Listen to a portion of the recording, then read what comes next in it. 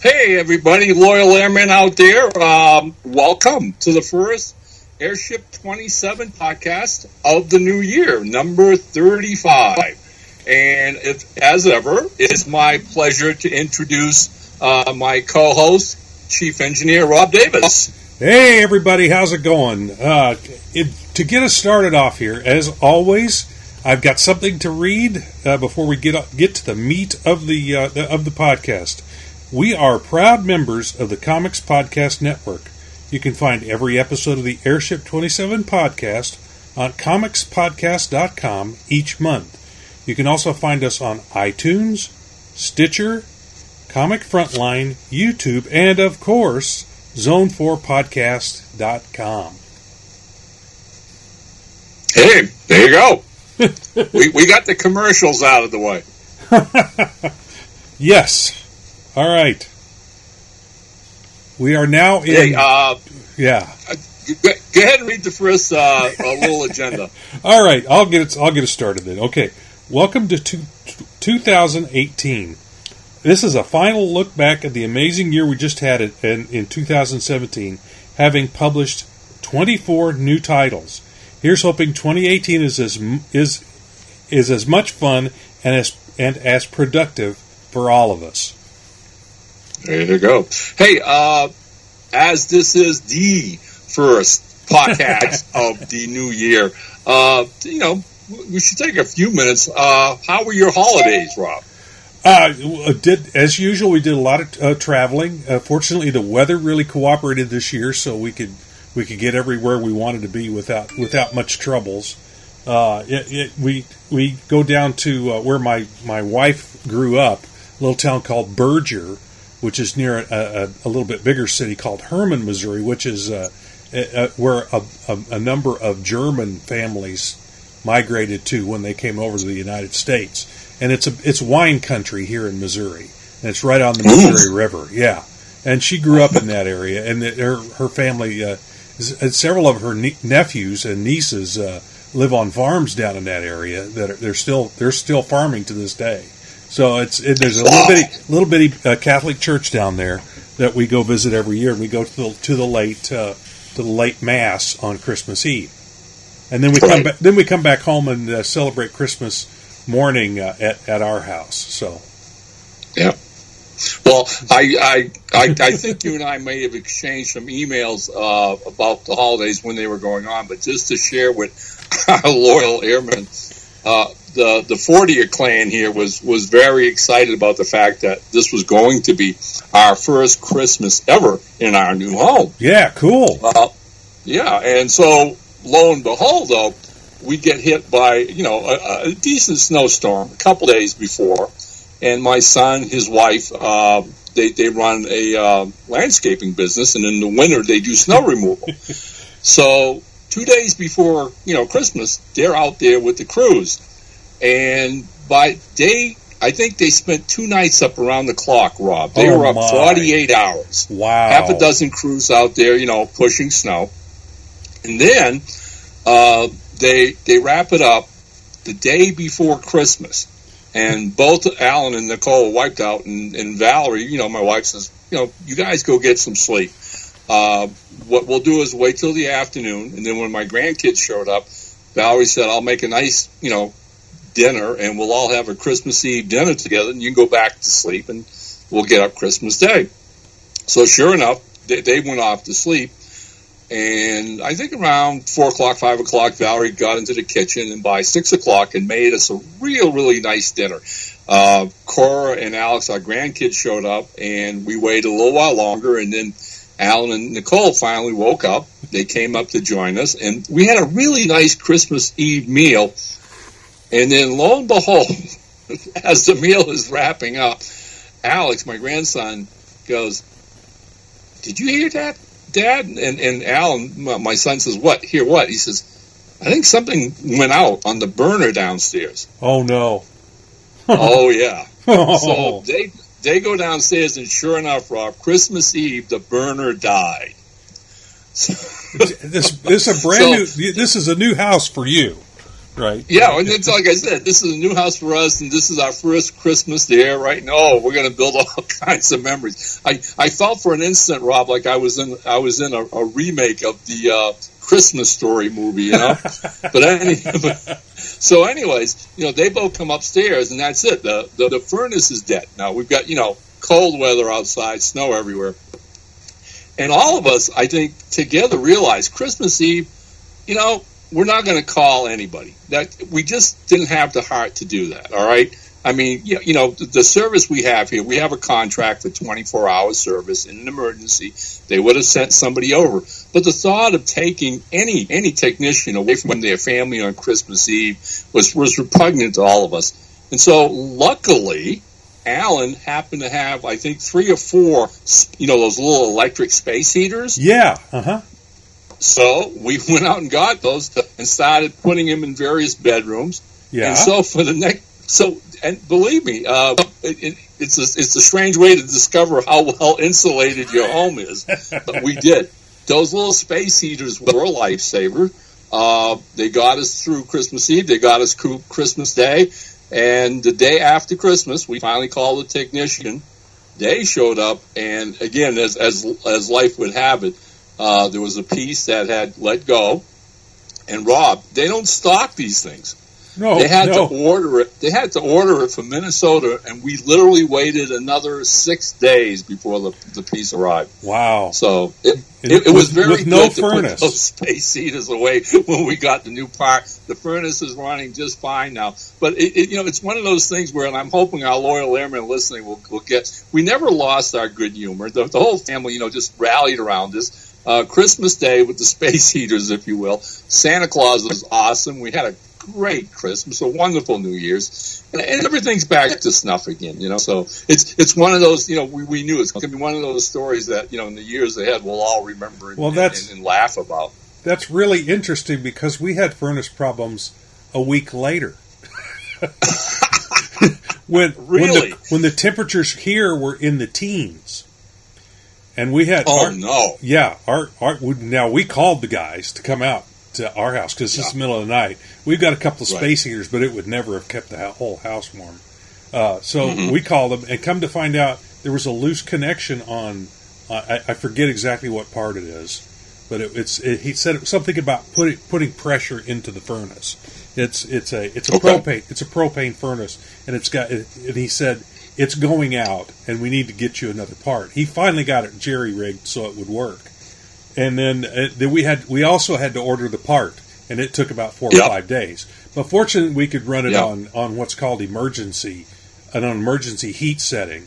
We actually have what's called a heat pump, so it pulls, when the temperature's at a certain level, it pulls heat out of the air and pushes it into the house. Well, of course, the temperatures were too low for that part to work anyway. Anyway, we had a similar occurrence, although ours wasn't on Christmas Eve. It was a couple of days before New Year's that it started. Yeah. I mean, what are the odds, right, buddy? What are the odds? I mean, the parallels, about a week apart, though. And the guy came out, he spent 10 minutes, put the new part on, and everything was fine. 10 minutes. It took like 5 days to get the part, and then 10 minutes to put the darn thing on. Right. Which is the case, okay? Because we talked to our tech, and we said, how long is this going to take? Well, roughly 5 to 6 days. And I said, there's nobody in town. I mean, Fort Collins is a decent, little metropolis. I said, there's nobody in town where you can get. He says, nope. He says, I'm being honest with you, Mr. Fortier. He says, we all work the same way. We don't keep inventory of parts. We have to send away from the manufacturer. Yeah, these guys did too. Yeah, they don't keep that part on hand. Crazy. Yeah. Okay. Well, look. Let's hope our loyal airmen had a lot less eventful holiday than me and you, my friend. Yes. And we're going to get going with our show here. All right. But before we do, okay, again, one final little interruption, because after our last show of 2017, after we went off the air, you and I, as we do, we'll talk a little bit before we say goodbye to each other. And I told you a joke. You got a kick out of it, and you said we should do this on the show. And so the idea being is we're each going to tell a joke on each episode. So I'm going to kick this off. I don't know if you have one ready or you don't. I had forgotten we were going to do that, but let's see. You may spur another joke in me if I can think of one. All right. Let me give you mine. All right. We'll do the show, so you'll have the entire show to think back in your bag of tricks to see if there's one you remember. All right. Here you go. All right. It's the quarterly meeting of a local pizza business, and the CEO gets up and says, "So how's everybody doing in the various departments?" And the guy in charge of dough raises his hand and says, "Everything's just fine." And the guy in the tomato sauce department says, "Doing great, boss." And then the guy in the cheese department, "Yeah, everything's okay here."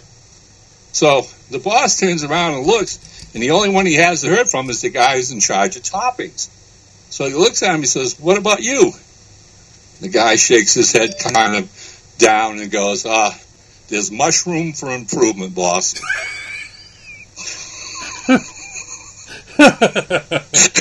oh, that's bad. That's really bad. We never said these were going to be good jokes. Oh, that's a bad joke. Ooh, that's bad joke. So, all right, very funny. All right. Oh, man. Okay, let's get back to the pulp agenda before they kick us out of here.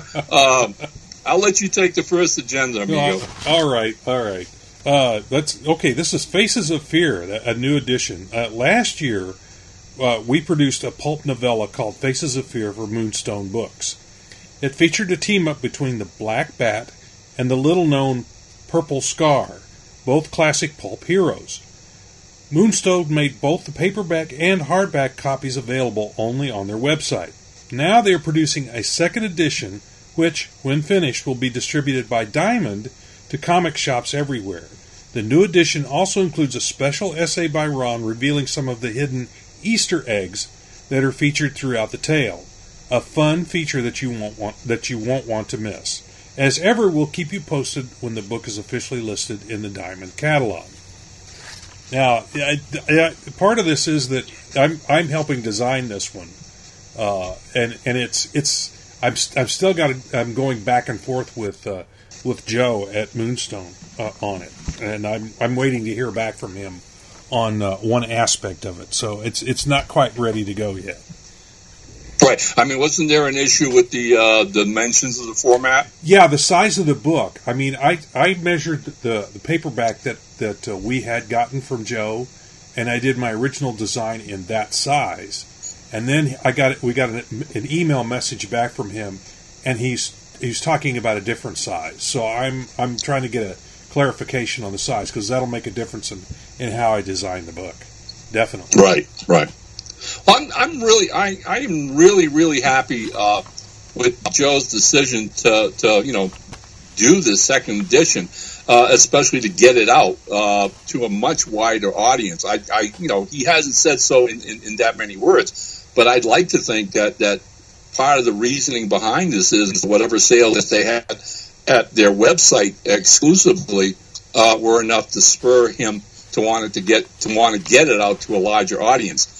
And at that same time, it gave me this opportunity. Joe likes to have little bonus features when he does these kind of things. Right. So my little essay was a lot of fun because in writing Faces of Fear, I used a lot of different pulp characters in different series. And so all of that's explained in this essay I wrote for the back in the new edition. Right. And just like, what you just said, I'm just going to reiterate. Both of us are really happy this is happening, and as soon as we know the book is ready to go and is solicited at Diamond and whatever, we will definitely pass on the information to all our fans here. Yeah, and Joe's a pretty busy guy, so I'm crazy busy sometimes. So I'm just waiting to hear back from him, and then once we get that ironed out, it shouldn't be long at all. I've got it laid out actually in what I think is the original format that I thought it was going to be in, plus the one I think he's referring to. So it's actually ready to go in either format, maybe with just a little bit of tweaking. So but if it's a third thing, then I'll have to reformat it again. Which fortunately I've gotten pretty good at that, and I can get it done pretty quickly. Usually just a couple of hours. Because I got all the pieces and everything ready. It's already been proofed. So it's ready to roll once I find out what size it's supposed to be. So and we'll let everybody know when it's actually going to be available. Things like that. It's usually it's created and solicited 3 months in advance. So we'll let everybody know. Yes, we will. Again, like I said, it's really nice to see it get out to a wider audience. Well, fingers crossed it does really well. We'd like to do more of it. If it for does sure. well, we'll do 100% more. on that. Yeah. Okay, and next up, Brother Bones role-playing game. Several years ago, we were approached by T. Glenn Bain of Scarecrow Games about their licensing an RPG module based on My Brother Bones stories. It would be called Ron Fortier's Cape Noir, that being the fiction setting for those Brother Bones stories. After reaching an agreement, Bain set up a Kickstarter campaign to fund the project, and it proved to be successful, and he and his team began creating the book module. Now, about a year into the creation, Glenn suffered a serious health accident and was out of commission for a very long while. That is the reason why it took so long for Scarecrow Games to complete the module. Well, now it is done, and will hopefully be available to our loyal airmen who are any of our loyal airmen who are into gaming. Of course, they first have to satisfy the rewards that they set up to all the great fans who supported the project. As soon as we have more information, we'll pass it along to you, i.e. like a link on where you can buy the module, etc. You can rest assured we'll have copies on sale at our tables at the Windy City Paper and Pulp Show this year. Yep. I found out that news, Rob, on New Year's Day. Talk about a great way to start a year. No kidding. Yeah, that was we've been anxiously waiting for this thing for over a year now. So, yeah, we were hoping it would be ready like last year at Windy City, and then of course he ran into problems. So, but it's out there now, and I'm excited to see it. I haven't played role-playing games for quite a while, but my son plays them all the time. I may hand it off to him and his buddies and let them play test it for us to see what they think. Right. I mean, I'm really psyched. I know for a fact that Glenn, his wife Teresa, and one of their co-editors, Drew Myers, spent hours and hours on this project, and then even when they had a prototype done, they sent it out, and through people who test things for them, found out that it still needed a lot more work and tweaking. And all this, like I said, on top of the fact that poor Glenn was really out of commission, Rob. He got hurt really bad. So, God bless him for sticking with it and getting it out. One of the things that the module features, which as the writer of these stories, I'm really impressed with, is they actually drew up a map of Cape Noir based on the story locations that, I just throw out there helter-skelter when I'm writing these stories. So, as you can imagine, writing Brother Bones stories in the future after I have this particular book on my desk, I'm going to be referring to that map a great deal. Sure, why not? Yeah, now you'll actually know where things are. Exactly. in the place that you created. Can pick up on that with the other piece. Okay, you want me to go to the next one? Okay. Yep. Other related Brother Bones stuff. Though the Brother Bones motion picture never came to fruition, there still exists the really wonderful shooting script written by filmmaker Eric Franklin. In the coming months, as my schedule allows, I will be taking that script and from it doing up a number of illustrations. I think I'm also going to throw in some of the sketches that I did to give the guys. I did a series of color illustrations to illustrate each character, and I think I might throw some of those in there too. They'll be printed. They'll be printed black and white, but I figure that'll give us some nice ones to throw in there as well. Exactly. Then we will actually publish it for those Bones fans who let it be known they would love to have a copy of this script. Meanwhile, Ron is close to wrapping up the third Brother Bones title. This one is another collection of stories, including a long novella entitled The Synthetic Man. We hope to have this out in the spring sometime. Fingers crossed. Yeah, fingers crossed. It's a crazy thing. I started doing a new batch of stories maybe a year and a half ago, I guess, in between when I was working on the last Captain Hazard book. And each new story was getting a little bit longer and a little bit longer, which obviously I'm happy about in its own regards. But then I came to the Synthetic Man, the novella you mentioned, and it is a novella. I'm trying to think. I'm well over 30,000 words on this thing, Rob. Yeah, and I'm zoning in. I'm in the home stretch right now. All right, but it is the single longest Brother Bones story I've ever written, and fingers crossed, it's going to be well worth the wait to Brother Bones fans out there. Once I wrap up the Synthetic Man, it'll bring the entire word count to all the stories. The book will have approximately 5 stories, and we'll hit our target goal of 60,000 words very, very easily. We may even go over it by several thousand words. Okay. So again, it's a project I'm very excited about, and now the serendipitous idea of getting the role playing game out. Hopefully, we'll be seeing that within a month or so. I mean, actually out to fans' hands. B, working on printing Eric Franklin's amazing movie script, and then wrapping all that up with a new collection of brand new Brother Bones stories. So it's like we're hitting the trifecta of Brother Bones. Yeah, this may be the year for Brother Bones. Let us hope so. Certainly, for sure. Yeah, fun character. All right, okay. And so, what else is new at Airship 27? Well, last year we published Captain Action, Cry the Jungle Lord. It was written by Jim Beard and his third Captain Action adventure for us, thus completing his original plans to do a trilogy.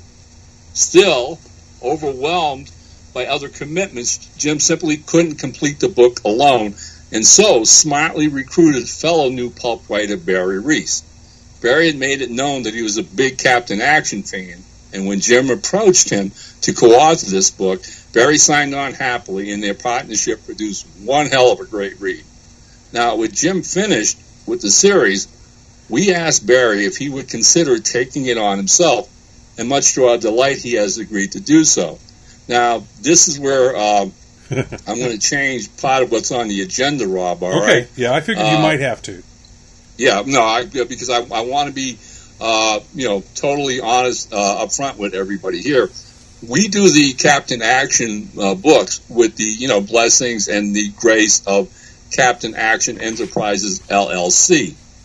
And so what's happening right now is the founders of this enterprise, if you will, Joe Ahern and Ed Cotto and Mike Paulus, that's his name, they're having a meeting, I guess, this week sometimes, Rob, or coming very shortly.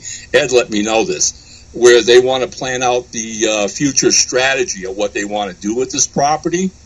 And so we can't officially say that, we will or will not be doing more Captain Action books. The only thing that we can say legitimately is if these guys are happy with what we've done in the past and give us their okay to do more, which we'd love to do, then the really big news is that we'd have Barry Reese on board to continue the series. Right. And so that's where things stand right now with Captain Action. Again, it's of everything we've ever done at Airship 27, it's really the only licensed property that we do, isn't it, Rob? Well, you did Lady Action, so that would count, but that's essentially the same wheelhouse. Right. So that I would count it as a separate character, but it's from the same milieu, I guess is the right word to use. Right. Yeah. So it's only one licensed character with an ancillary character that we also did. Right, but, and so we can't basically just do anything we want, and not that we would ever do that. We have to run it by. They have to approve it. They have to. It's their property. We're playing in their sandbox, though, so they have to tell us how to play. Yep. pretty much. And like I said, it's really been a fun partnership up to this point. happily. Okay. Yes. And I think both sides have benefited greatly from the partnership. I mean, look at the books we've put out, the 3 Captain Action books. I had a blast writing the First Lady action novella, and I'm kind of hoping that if we can continue our partnership with Captain Action Enterprises, I know Barry Reeves would knock out future books. He's such a great writer, and I'm very anxious to get my hands on Lady Action a second time and do a sequel to Sands of Forever that we put out a couple of years ago. So again, Loyal Airmen, that's our intent, and we keep our fingers crossed, and as soon as we have something official, trust me, we will share it with all of you. Yep, fingers crossed that they let us go forward with it. Yeah, because they've been happy with everything we've done so far, so I'm betting it will, but it's entirely up to them. Yep. Okay, so pick it up from there, amigo. All right. Let's see, the last book of 2017. As we predicted in our December podcast, the last book of 2017 was Tales of the Golden Dragon by Barbara Moran. Actually, that's Barbara Doran, which is the third. Yeah, there's a misspelling on there. Barbara Doran, right, which is the third in this fantasy adventure series she began several years ago with Claws of the Golden Dragon, and then followed up with last year's prequel, Wings of the Golden Dragon. The action all takes place in the fictional northwest town of Strikersport. That's hard to say. Strikersport.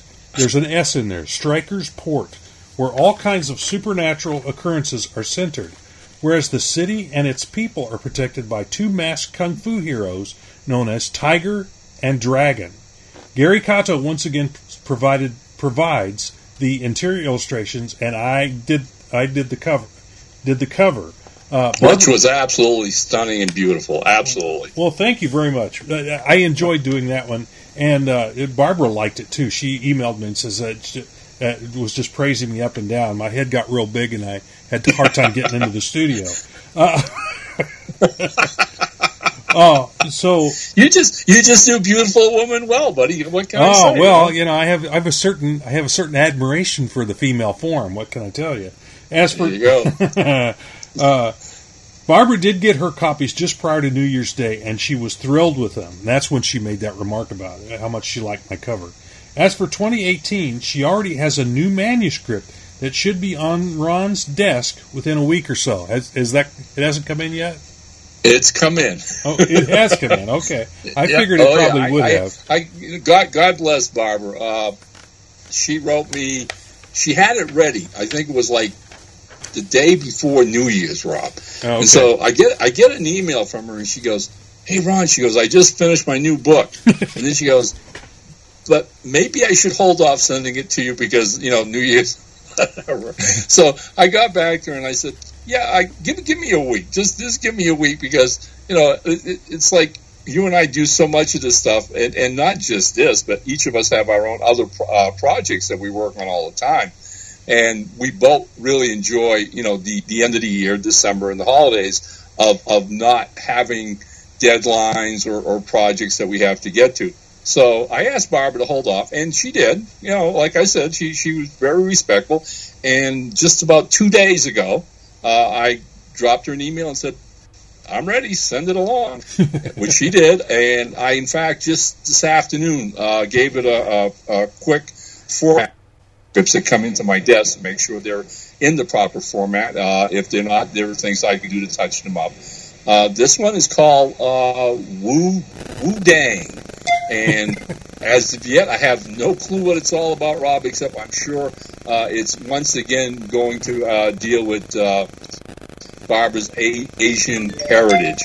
And I'm really looking forward to reading and editing it because she's such a great writer. Cool. Okay.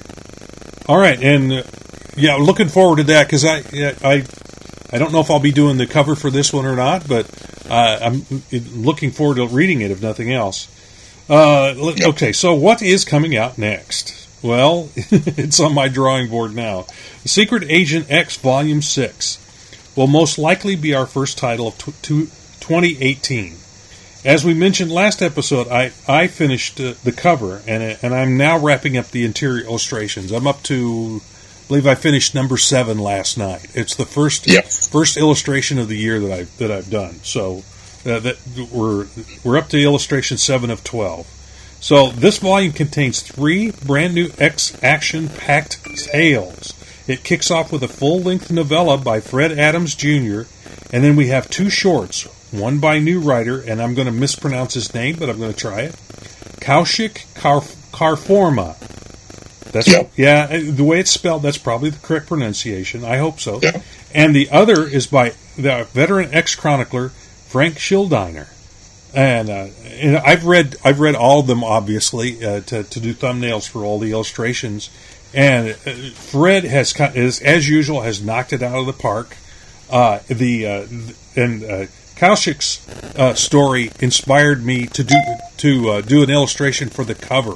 His story is the cover piece this time, and which may or may not bother Frank Schildiner, because usually his story makes it on the cover. But this time, as I was reading Kaushik's story, the imagery that came to mind inspired me for a really pulpish cover.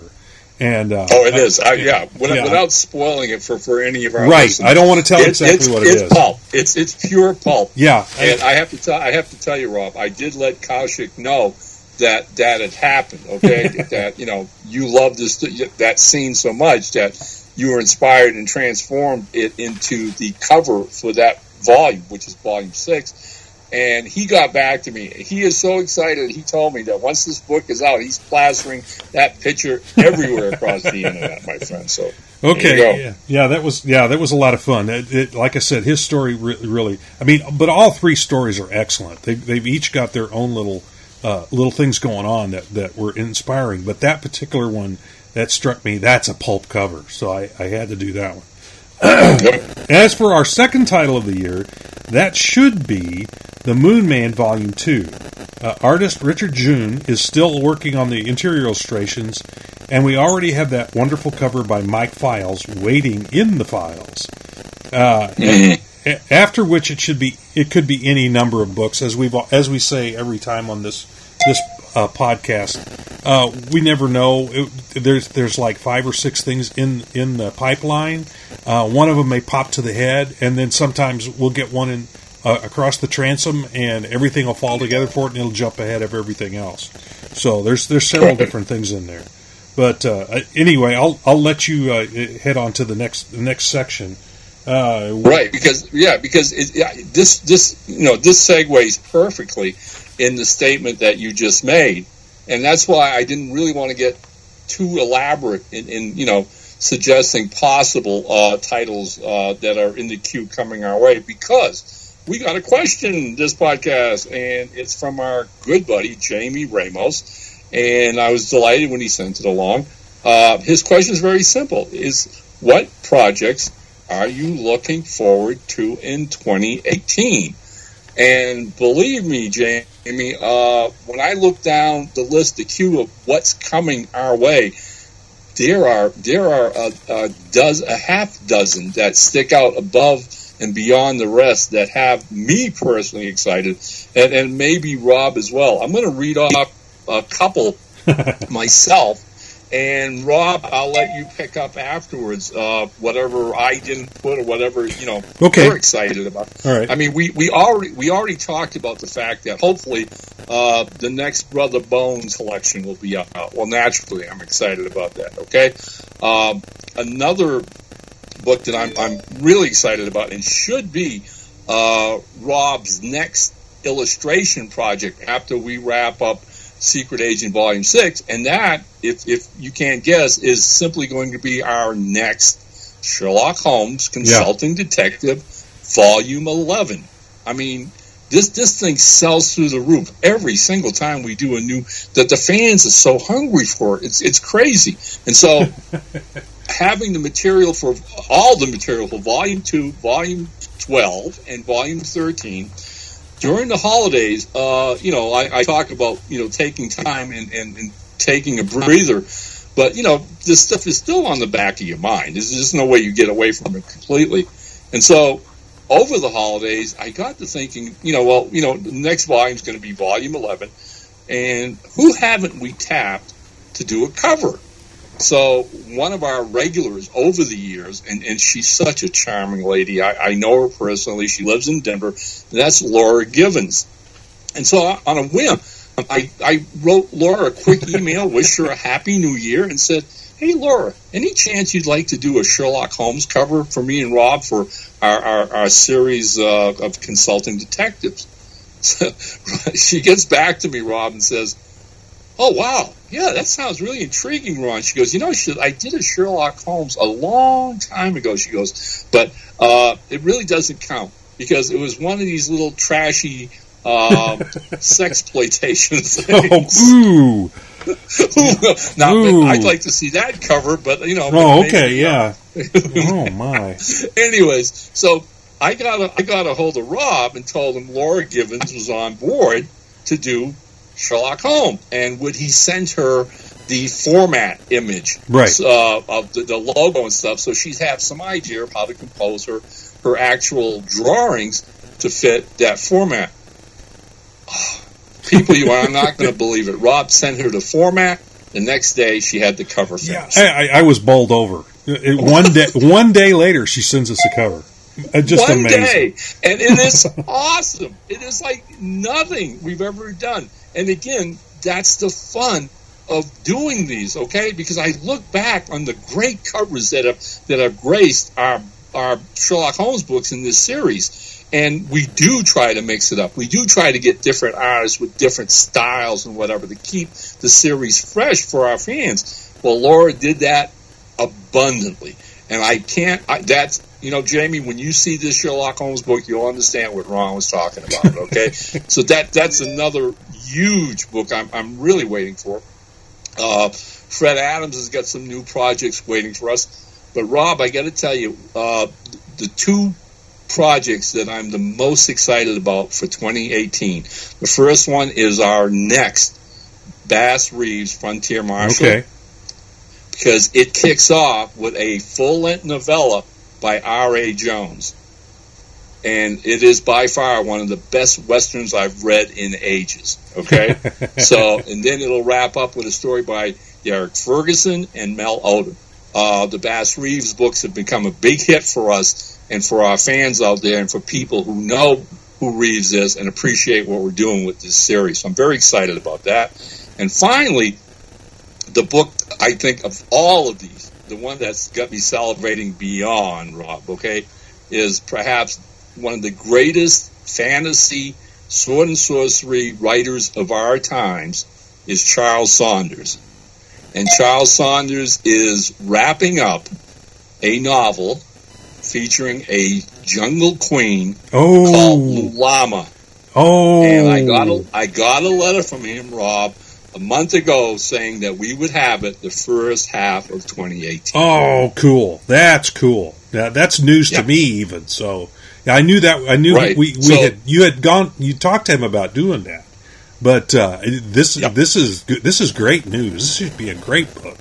It should be fun. Oh, totally. 100%. I can't, he's almost finished with it. And here's the thing, okay? I mean, let's add a little frosting to this cake, if we will, okay? Part and parcel of all this is that once he wraps up Lulama and sends it to us, all right, he is very serious about looking at doing another Damballa. Oh, okay, good. That was an interesting book too. Airship 27 and Charles made pulp history with the publication of Damballa. It was the first ever African American of 1930s Avenger, and we were all of us, rightly proud of getting that out there. Since that time, Charles has devoted most of his writing back to his bread and butter, which is sword and sorcery, and his Imaro series, which he is going to be published with another good friend of ours and colleagues, Milton Davis. He has new Imaro books coming from, what's it called, Media something or other, Media LLC or something, that Milton publishes out of Atlanta, Georgia. But he hasn't forgotten us, buddy. So look for Lulama, and then after Lulama, fingers crossed, we're going to get another Damballa. Yeah, Milton, so those are the big things. Yeah, Milton Yes, did Rob? did a Bass Reeves story for us too, didn't he? In volume 2, yes, Yeah, he did. yep. That's where I'm Totally, hearing. yep. That's where I recognize the name from. Yeah. That another great book. Well, you stole all the ones I was looking forward to. Sherlock Holmes number 12 or number 11. Well, I'm already jumping to 12. Why But not? yeah, I always look forward to doing those. And the Bass Reeves one, I was looking through my file box here with my index cards in them to see what was coming up, and I saw the Bass Reeves one, and I went, oh yeah, that's the one with R.A. Jones's novella in it, so I'm looking forward to that one. And then you stole my thunder. But yeah, those are the two that I'm really looking forward to. And then it'd just be interesting to see what else comes over the transom, because there's always something, either from Fred Adams or right. yeah. I mean, let me throw out a couple other things. I mean, off the top of my head that I know for a fact, okay? We are doing the first ever Pulp Scar novel. Yeah, Purple Scar, yeah. Yeah, excuse Cool. me, right. Yeah, okay. By Gene Moyers. That's right, And- yes. I'd forgotten about that, yeah. And again, breaking news, which I reported just recently, is we had Chris Kohler doing the interior illustrations, which he's begun doing, and which are absolutely gorgeous. Yeah, Chris is great. And so we went and reached out to British painter Graham Hill, and he is signed on to do the cover. So that's another book that's going to be amazing. Yeah. It breaks new ground for us, and this is the same Purple Scar, incidentally, that Rob and I teamed up with the Black Bat when we did the novella for Moonstone. Right. So we've got that, and again, let me think off the top of my head of what people are doing for us out there, what's coming our way. Like I said, Fred Adams has like 3 different series. Oh, that's what it was. I'm thinking a series, Rob. We've also got Jezebel Johnson number 4. Oh, okay. All right, so this is the continuing adventures of this young lady from the Caribbean who, as we were introduced to her in writer Nancy Hansen's first novel, The Devil's Handmaid, she disguised herself as a boy, signed on the pirate crew, and for the last 3 books that Nancy has released in this series, we're watching her grow up and literally to become a pirate queen. Yeah. The series is phenomenal for the research alone, right, Rob? Oh yeah, reading that book, I feel like I feel the ocean spray, in my face from the side of the ship. She's researched different nautical terms. She's the way that they fight sea battles. You just feel like you're right in the middle of it. She's done her homework, definitely. Yep. Definitely. And that's what it shows. And I think that's, to me, is the ultimate skill of a good writer, in that she doesn't weigh down her narrative with research. No. She peppers it in with the story, but it never stops the plot or the pacing. Yeah, you get this rollicking pirate adventure that's authentic. Yeah, very pulpish, but it still rocks right on. Yep. Okay. Lots of fun. Okay, so one thing, like I said, one thing I'm looking in my file box here, and stuff that just came in this last week, is the next Barry Baskerville. Oh, there you go. That's one that's coming up next year. We just got the manuscript in, and I haven't even laid it. Number 6. Yeah, that's number 6. And by the way, I'm trying to remember which month it was. It was either November or December. We sold a good number of those of the Barry Baskerville books. Great news. Yeah. Hey, I mean, look, if our loyal airmen have children, small children, just at the reading age, okay, or nephews or nieces or whatever, Rob and I cannot say enough about this series. Okay, Richard Kellogg's stories are a lot of fun, but they're also informative and very much educational. Yeah. And Gary Cotto does such a great job. They're brilliant. children's books, and we're tickled pink to have the series. And so, Richard kindly pretty much said, as long as you guys want to do it, I can give you one a year. So here comes number 6. And, between you and me, Rob, sometimes you go to the movie theaters and you see a lot of stuff on film that's been adapted from children's books. And I personally think some smart Hollywood producer, writer team could have a field day with Barry Baskerville, Boy Detective. Or a TV show. And there you go. That'd be an interesting TV show. Can you imagine Mystery of the Week with Barry Baskerville? Yep. Oh, I mean, it's a lot of fun. And again, like I said, I'm really excited about the new book. I haven't had a chance to read it yet. It's on my editorial list to do in the coming weeks. Yeah. And we've got Gary working and doing other projects as well, so we're keeping him hopping for sure. Yeah, it probably won't. It probably won't be out in the first half of the year, likely. No, most likely late summer, early fall. Yeah, but it's in the works. I want to throw this out, Rob, because we at the end of last year put out the Secret Agent X comic book. Right. Well, if you know about this, but maybe a lot of our loyal airmen don't know, but almost 25 years ago, and I mean that sincerely, almost 25 years ago, I wrote a comic book script adaptation of the first ever Captain Hazard novel, Python Men of the Lost City. Right. And over the next couple of years, worked with several different art teams who, for one reason or another, couldn't complete the project or get it done. Then, I want to say, just about 12 or 13 years ago, I ran into an artist from Massachusetts named Greg Shepard, who liked the idea a lot and said, hey, send me the scripts, because it was intended to be a 5-issue miniseries.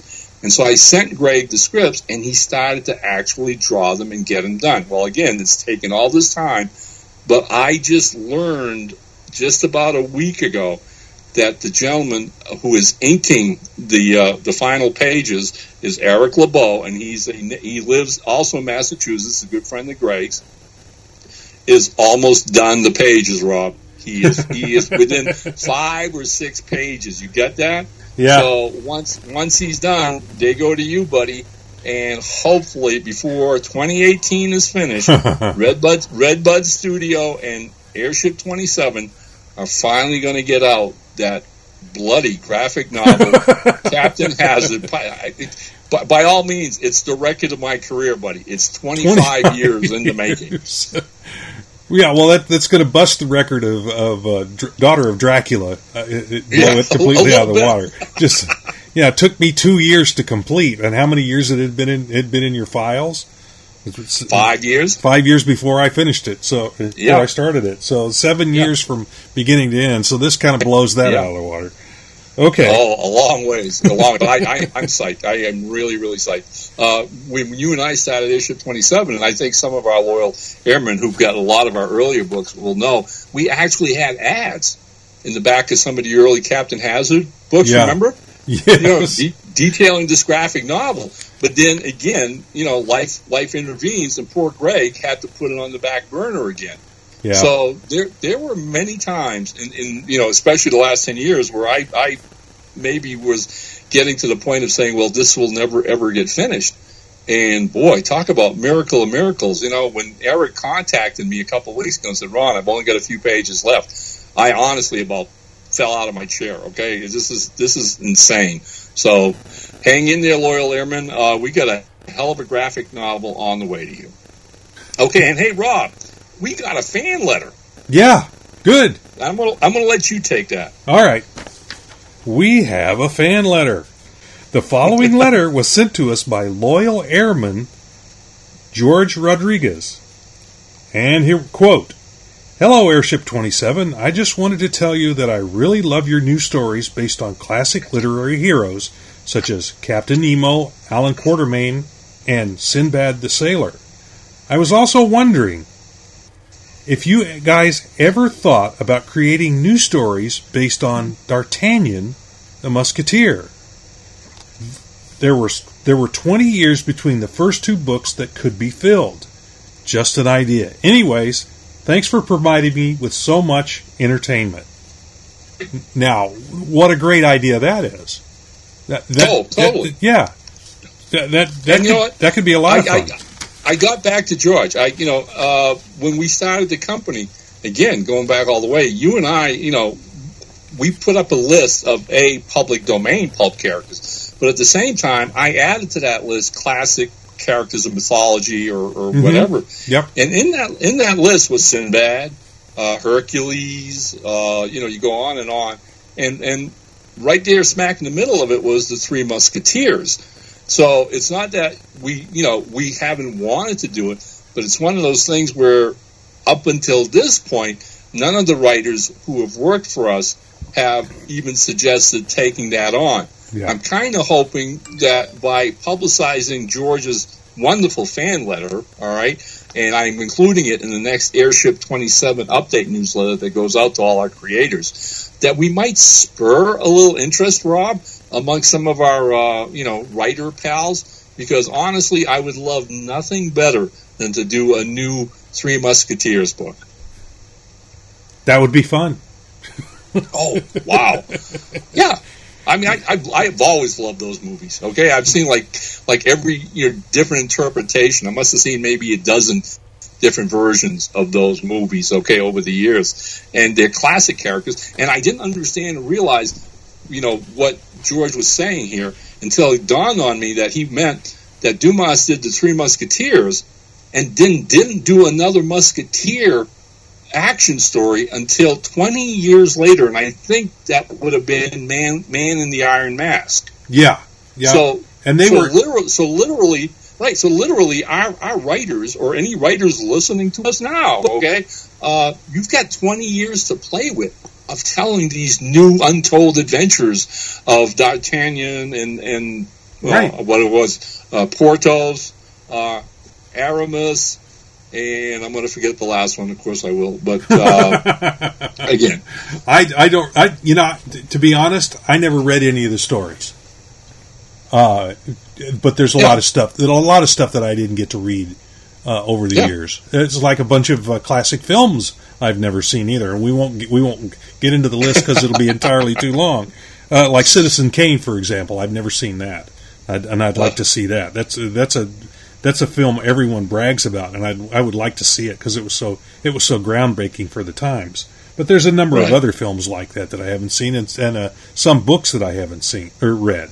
So but I know enough about that particular story to know that those guys are they're icons, and the time period and what those guys did could be real interesting for somebody telling a pulp tale. Yeah, it could be very pulpy. I want to say maybe 2 years ago, Rob, 2 or 3 years ago, BBC America did a weekly TV show called The Musketeers.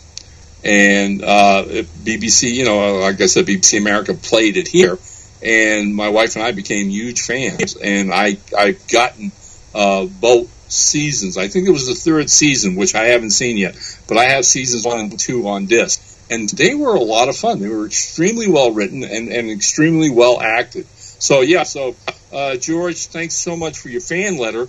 And, we're going to do our best to make this happen if we can.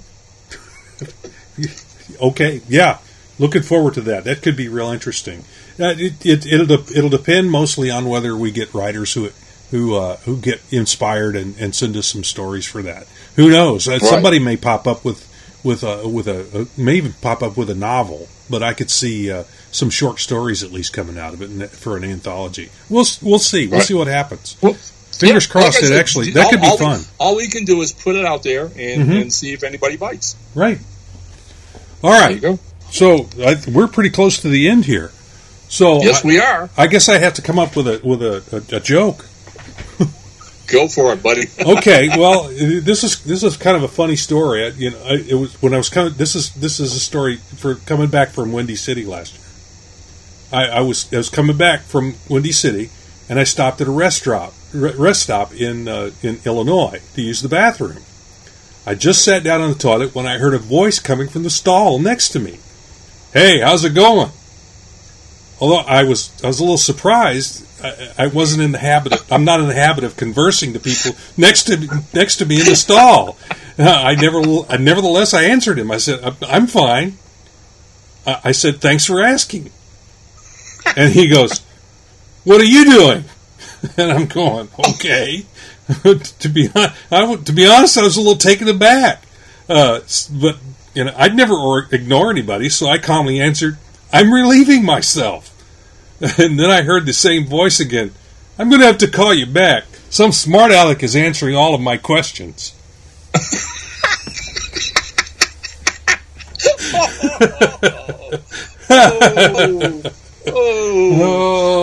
Okay, that's good, Rob. That's good. Okay, yeah.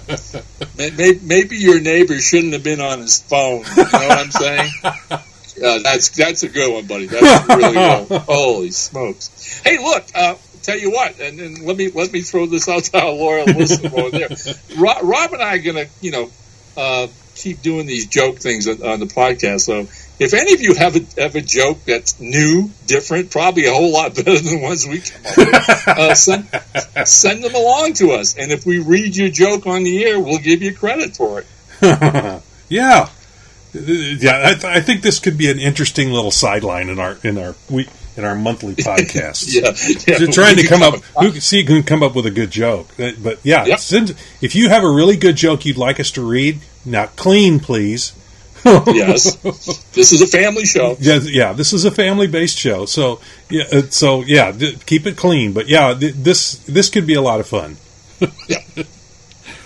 And that's it, buddy. The hour is come and gone. Yeah, we got pretty close to an hour. I've got I start the recording before we come on the air, but I'm up to 58 minutes and 59 seconds. So we got pretty close to the hour. Yeah, we want to wish all our loyal airmen a really, really happy new year. Again, thanks for listening in. Hope you do so the rest of the year. Rob and I have a ball doing this show and keeping you updated on the crazy and wild things we do here at Airship 27. So if you've nothing left to say, Rob, I don't. I mean, after that silly story, I mean, what else can I do? Well, this is say good night, Rob. This is Chief Engineer Rob Davis signing off. And as ever, Captain Ron is only happy to say, down ship.